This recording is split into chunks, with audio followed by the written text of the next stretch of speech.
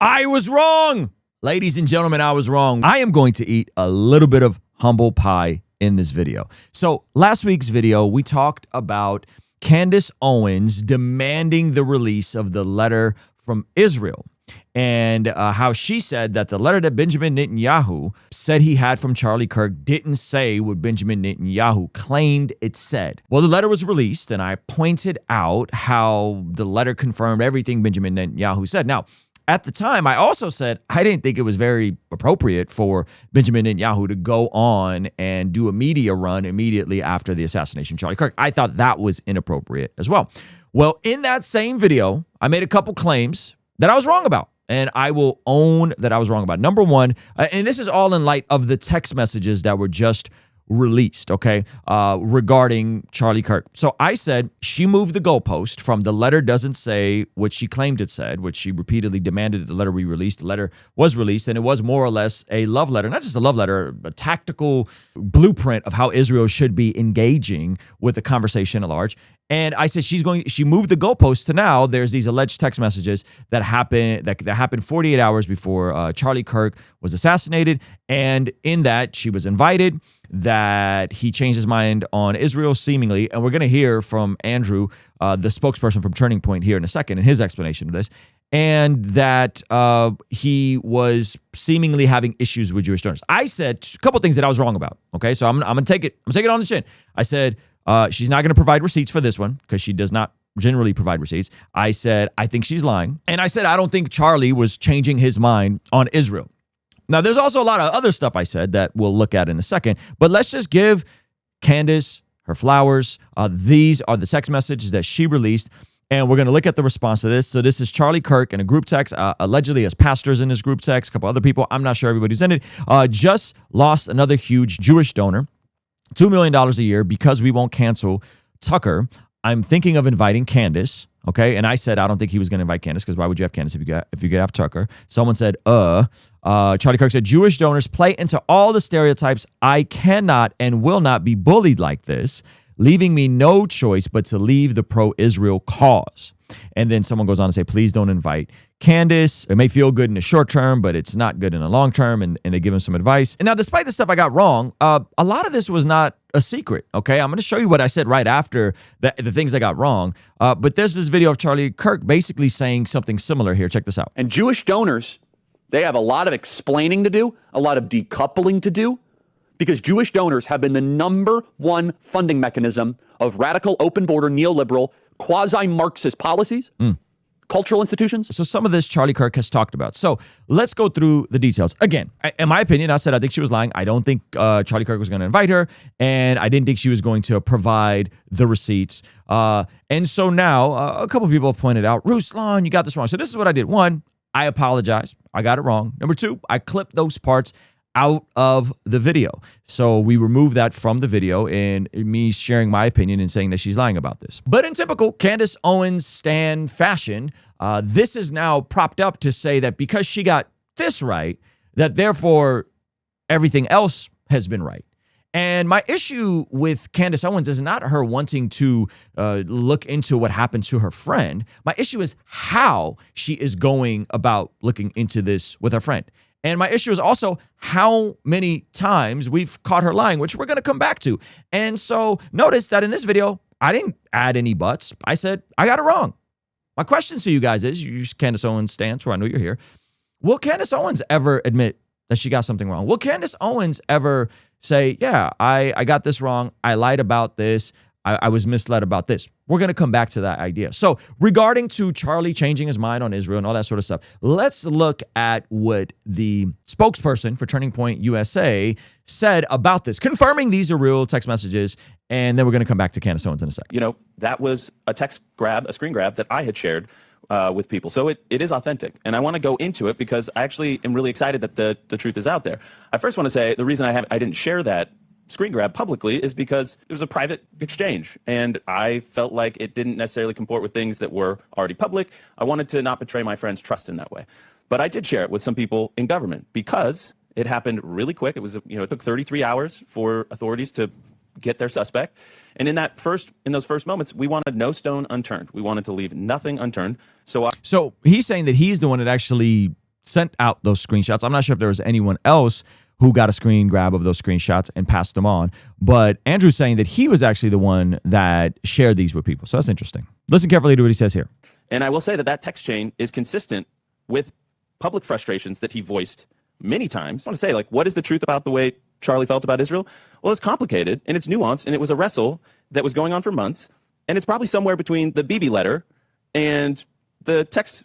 I don't even think there's a between about it. I think those are entirely consistent with the exact same worldview. Yes. Charlie was not hiding things from people.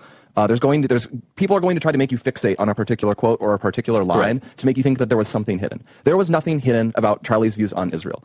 Like Charlie, I worked with Charlie on every major issue that we talked about. You know, immigration, abortion, stuff. And he thought about the Israel issue a ton, all the time. It was in the news all the time. People cared about it a lot. He cared about it a lot. So they're saying that where he was with this is consistent with the letter that he wrote Benjamin Netanyahu. The letter I think came out, I think was sent in May. This is more recent. I think we all get to parse that for ourselves. This is where I think the issue comes in, though. Again, so much of this goes back to this binary, black and white, all or nothing thinking. Most of us who would say, hey, we think that the way Gaza is being handled is a bit reckless. Why are their churches being shot down? What is going on? And then other of us would also say, like, at the end of the day, man, October 7th was awful, and the Jewish people have a right to sovereignty and have a right to defend themselves.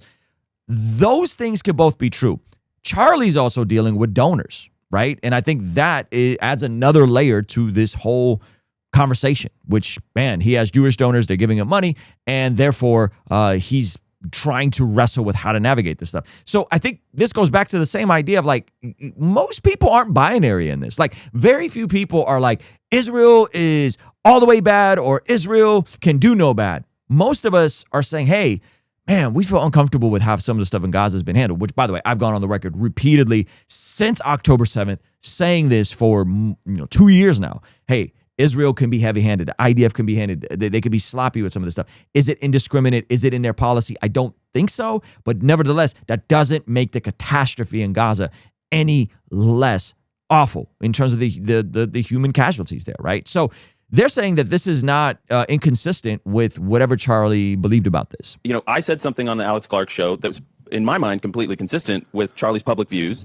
about Israel, and that is something that he expressed very publicly on Megyn Kelly. Now, I know this clip has gone viral, but I think it's worth playing again. So here's Charlie in his own words with Megyn Kelly, cut 65. And I will say this, the behavior by a lot, both privately and publicly, are pushing people like you and me away. Not like we're going to be pro-Hamas, not like we're going to, but we're like, honestly, the way you are treating me is so repulsive. I have text messages, Megyn, calling me an anti-Semite. I am learning biblical Hebrew and writing a book on the Shabbat. I honor the Shabbat, literally the Jewish Sabbath. I visit Israel and fight for it. And there's another article out in the Times of Israel today. I could read it on air. I was just reading before I got on. Charlie, what are you doing? Like, why are you, what am I doing?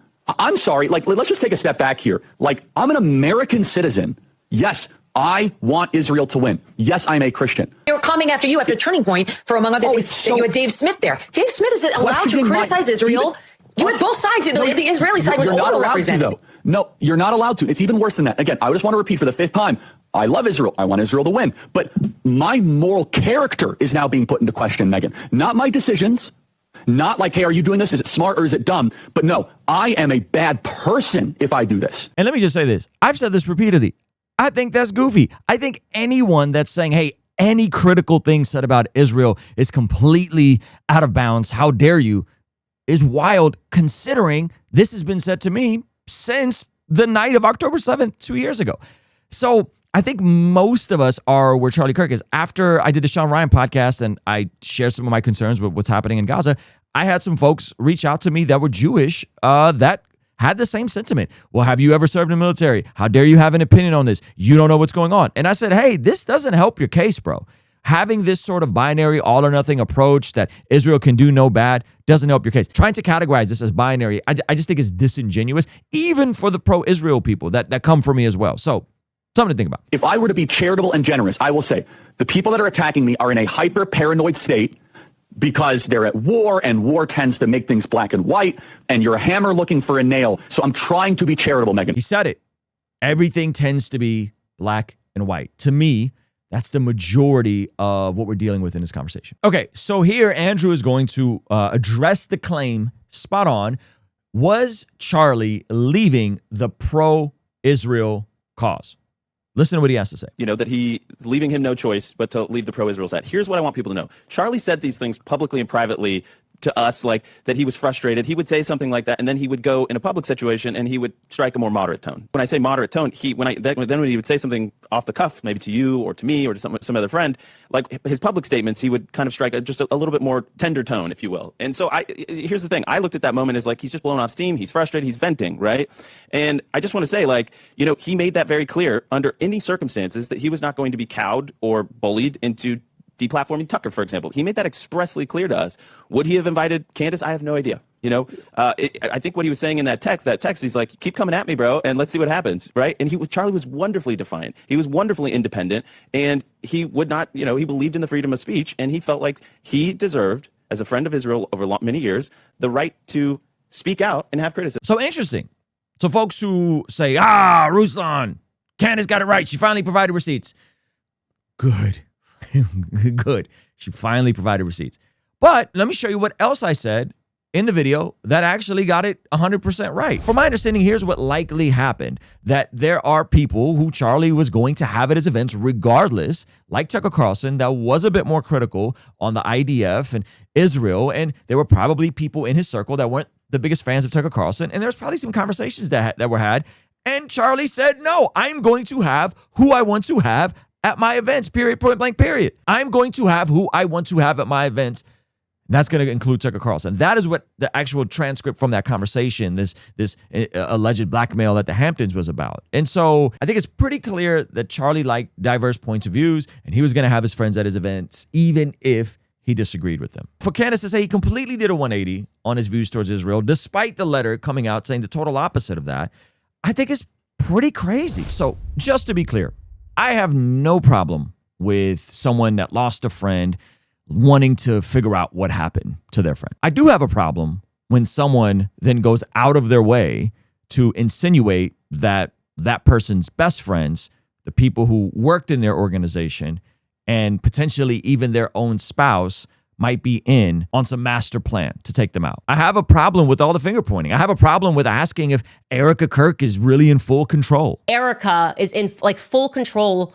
I would hope she's in full control, but I don't know because I'm hearing some stories about donors that are pushing things. I have a problem with her demanding that they release footage of their founder and CEO brutally getting killed. Additional footage to additionally traumatize everyone involved. I'm going to continue to try to privately push him to just release it. I believe that transparency is the only way. So even if some of Candace's stuff turns out to be true, a broken clock is right twice a day.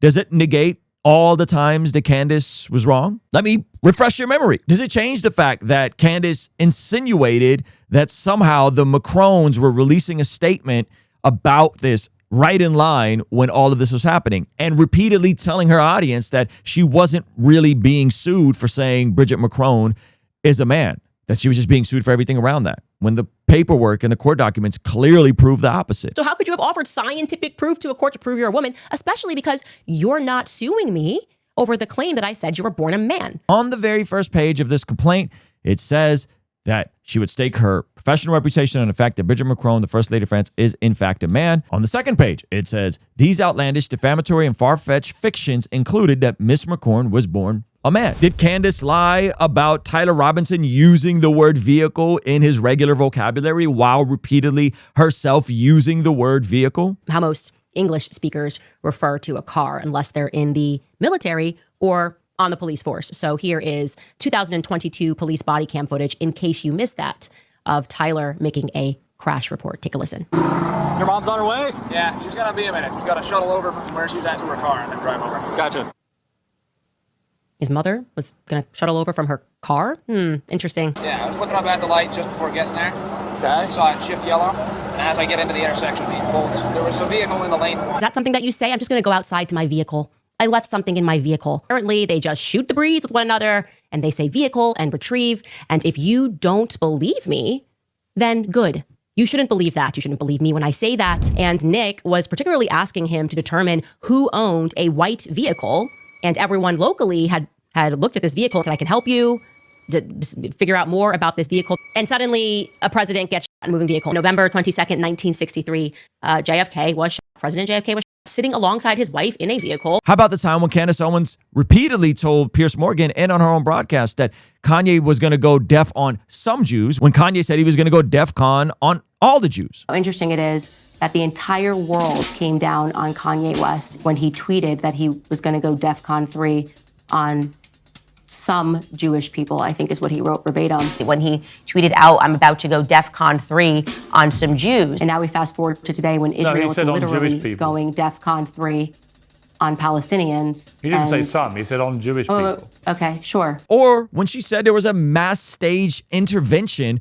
of people pressing Charlie Kirk, when in reality, everyone at that meeting said that's not what happened. And Kirk was open to disagree with whoever he wanted to disagree with and did so defiantly, repeatedly. And of course, how this even came about, which was her claim that the letter Benjamin Netanyahu was holding did not say what it clearly said. Then moving the goalpost to these new screenshots of text messages she got. And to her credit, she got it right. Props to her. Good for her. The question is, will you guys hold her accountable when she gets it wrong? The question is, as I came here before you and said, guys, I got it wrong. I apologize. My bad. I think she didn't really have receipts. She had receipts. Does she ever correct herself? And if she doesn't, why do you, as a Candace Owens fans, those of you guys that are Candace Owens fans here, why not? Why is she always allowed to flippantly get stuff wrong and never take accountability for anything she gets wrong? Why is that? Is it because she's built a cult of personality? Is it because so many of us are so fried from all the craziness we've consumed that all we see is black and white? Proverbs 28:13 says, whoever conceals his transgressions will not prosper, but he who confesses and forsakes them will obtain mercy. So I think Candace is still in the same place where she was prior to providing these receipts. She still made a lot of false claims. And this is where we basically are. Shout out to my man, David Wood. He put this up brilliantly. So Turning Point USA, Israel, and the FBI conspired to assassinate Charlie Kirk and blamed the murder on some random student. Now, Turning Point USA, Israel, the FBI, and the real assassins stand by helplessly as Detective Candace Owens slowly exposes the entire plot. Is this what you guys really believe is happening? Or is it possible that the FBI and those folks who are doing an investigation isn't showing everybody their full hand? Because perhaps they got other people they're looking at. Perhaps there's multiple theories that they're exploring. Perhaps if they gave all the information to the public, it would actually get in the way of the case. That Candace or the public isn't entitled to everything, because if the public knows everything that's going on, those other people they may or may not be looking at, if there are potential accomplices, if there are accessories after the fact, would potentially start building their own defense if they gave out all the information. Have we ever thought about that? And maybe that's why it's not lining up.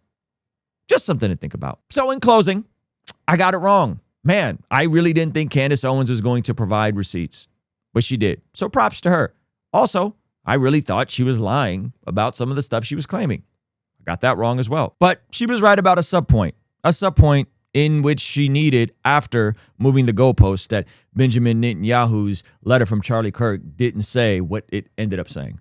And now her fanboys and all the fangirls are going to go crazy in the comment section and say, ha, we got you. So now we have to ask ourselves the question, does this for sure prove that Israel was really behind the assassination of Charlie Kirk? Does this misread on my part negate all the other lies that Candace Owens has been telling you guys for years now? Well, you get to all sort that out on your own. And if you want to see the video where she's clearly lying about the lawsuit that Bridget Macron filed against her and us going over the entire lawsuit, we'll have that pinned over here. All right? I'll see you over there. Peace.